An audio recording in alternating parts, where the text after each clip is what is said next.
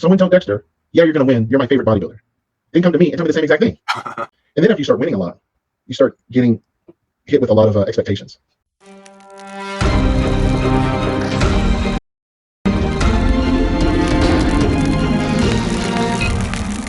You'll be bitter. You'll be bitter as hell. And you will have then looked at it as a waste of time, whether you have won titles or not, because you'll realize, damn, man, this whole time I did it but I did it for you. And they're gonna look at you and be like, but you should have been doing it. Like, literally, fans and friends and family will be like, you should have been doing this for yourself. You know, and that's the hard part, is that we're in a society now where, like, if you're competing in this sport, there is a level of your psyche that wants to have validation. Come on. I mean, there's a percentage that, yeah, you do. That's why you post, and you want to be validated for your hard work and how you look and this and that. But if that comes over, like, if that's like way up here and what you want is down here, oh man, I hate to say it, man, but you're kind of developing some patterns that will potentially create some mental illness. Can we explain something to the people that are watching right now, these kids? Can we explain to them about fans? Yeah. Because I would like to do this, because I think, I don't want to take your whole day up, but there's such a depth to what you've been able to accomplish and do. First of all, you're a college basketball player. Yep. How tall are you?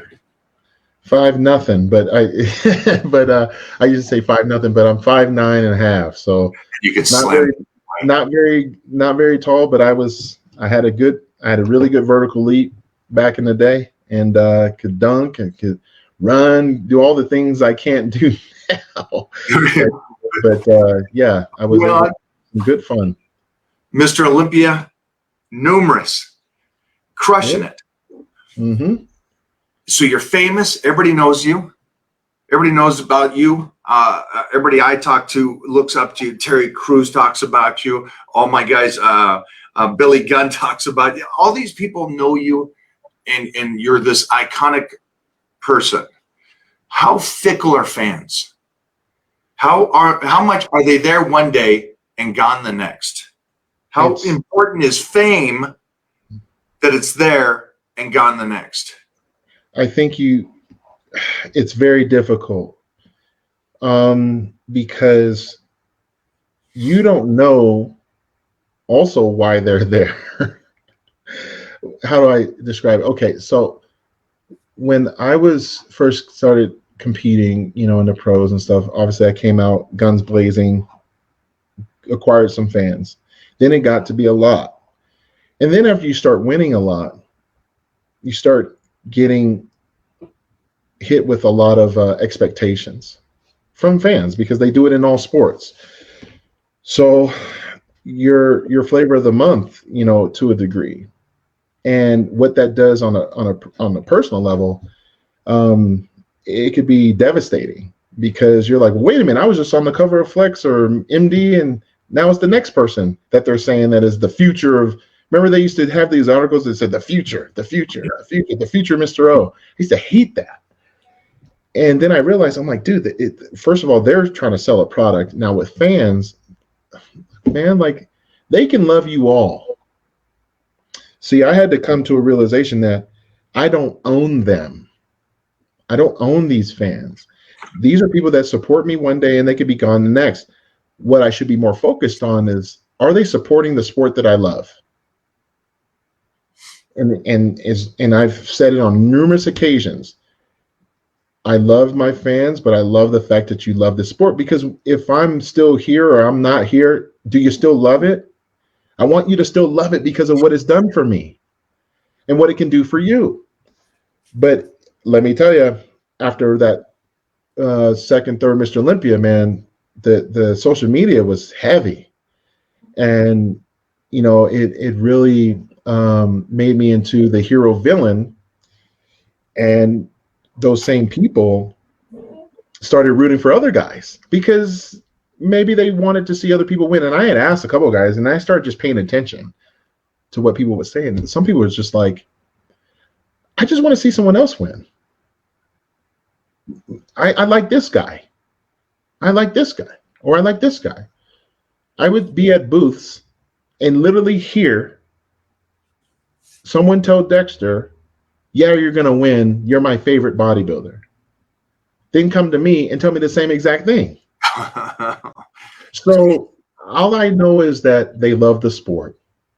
And if I get upset because they love more than one guy, I mean, I love Superman, Batman, I love all these different comic book heroes. I love Jordan. I love Magic. I love Kobe, LeBron, Damian Lillard. I should be able to love them all.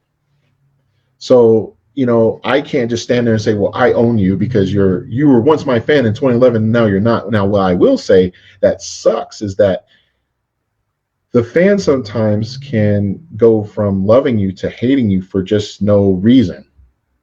And that can be because they feel like, well, I can't be a fan of Kai Green and Phil Heath at the same time, can I? No, I got to be team this or team that. No, you don't. A free thinker would say, well, I just like them both. And I just want to see the best man win. They both do great things. But that's sometimes because of narratives and this and that, people make you choose. So it is tough. I can only imagine what the new breed of athlete has to endure, and they really have to know why they're doing this. They really have to have a close knit of friends, and even those friends can turn against you. Look, the same crew I rode with now ain't the same crew I was once with.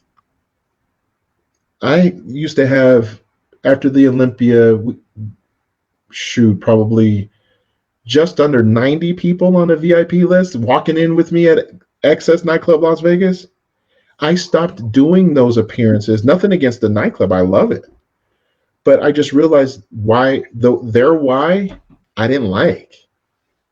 And what they were doing was not good. And then next thing you know, case in point, the minute I said, I'm not going to do a nightclub appearance this year. You know how many of those friends didn't show up to even have a bite of cake with me after I won?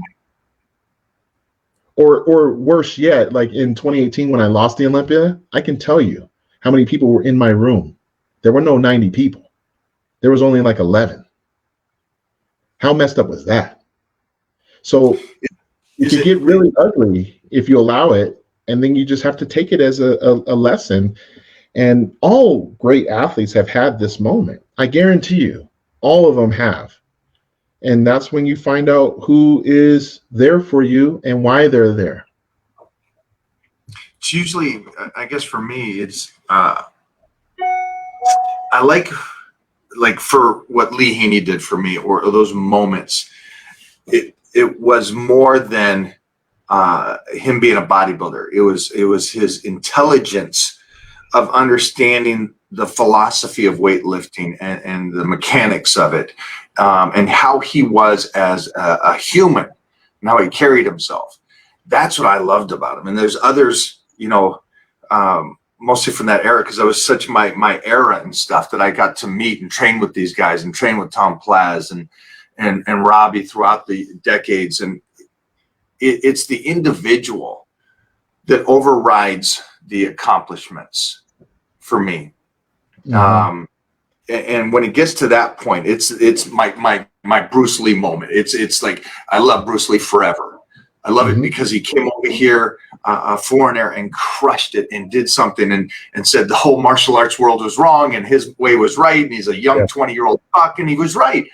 But it was the way he carried himself and his passion, who he was.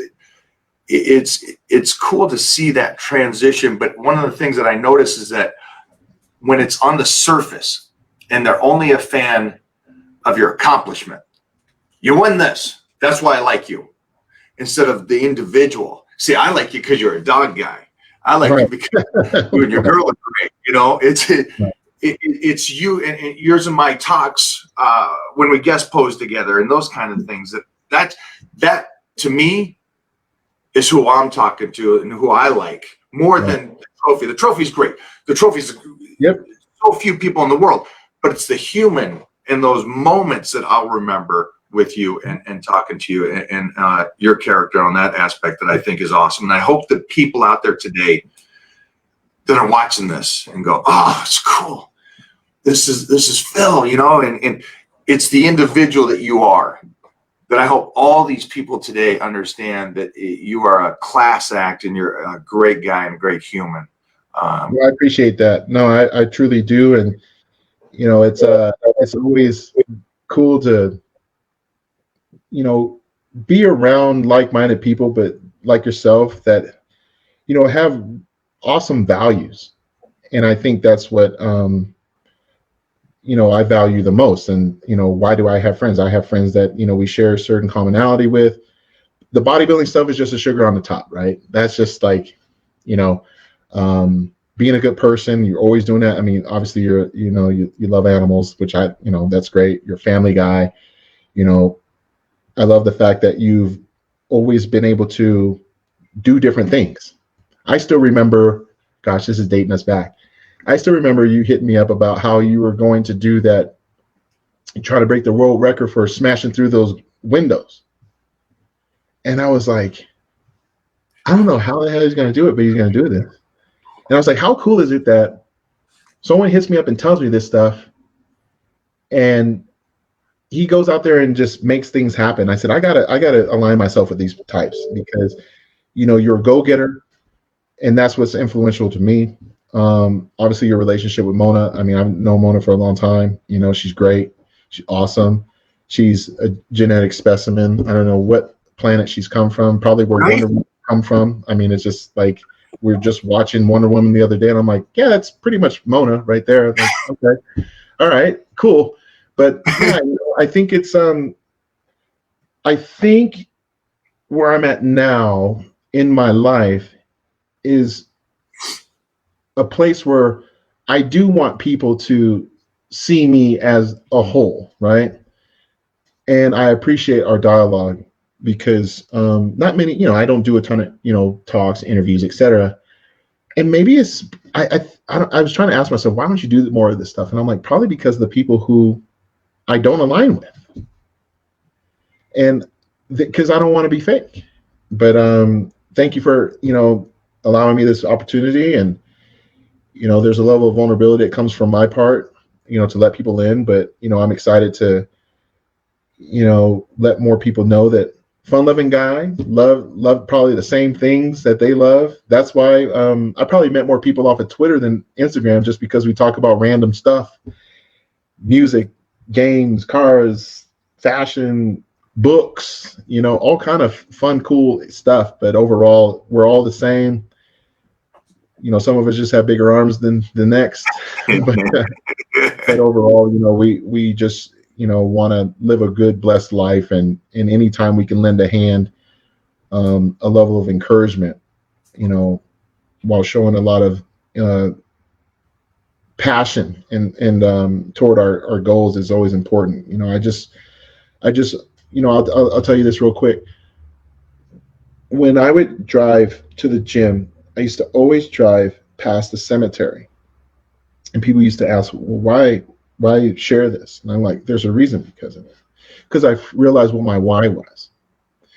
And they're like, what? Like, what? Because you're going to die one day? I'm like, yes. But I used to drive over there and I used to see people. Some people mourning, obviously. Some people celebrating. I mean, I've seen people with a whole band out there.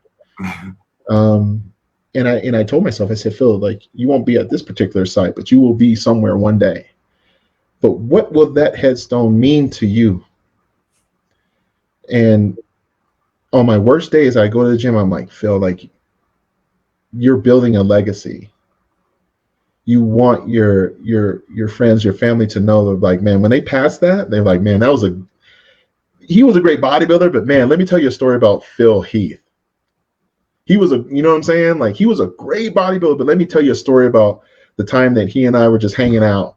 We're just talking and just visiting with each other. We're playing with kids, and, you know, we're you know, telling jokes and poking fun at each other. Let's talk about those things and those memories that we talked about an hour ago, right? Is that he created these memories, and, it always put a smile on my face. And, I just want people to remind themselves that, especially right now, it is the most imperative time to find out who the hell you are and how much you've overcome. Pat yourself on the back and say, I've overcome a lot, but I got a lot more to do. And if I stay in gratitude and I keep pushing forward, I'm not going to be fake about this. I'm going to be real with myself. I'm going to analyze these things, but I am going to be in the moment when that time comes to celebrate, because we do need a celebration. You know, we need to do it while we're here, and always be in that moment. So then when it's time to go to work, we're like, yeah, I'll go to work. And then I can go play, you know, and then I can hang out and have fun while you're doing it, because we're not promised tomorrow, as you know.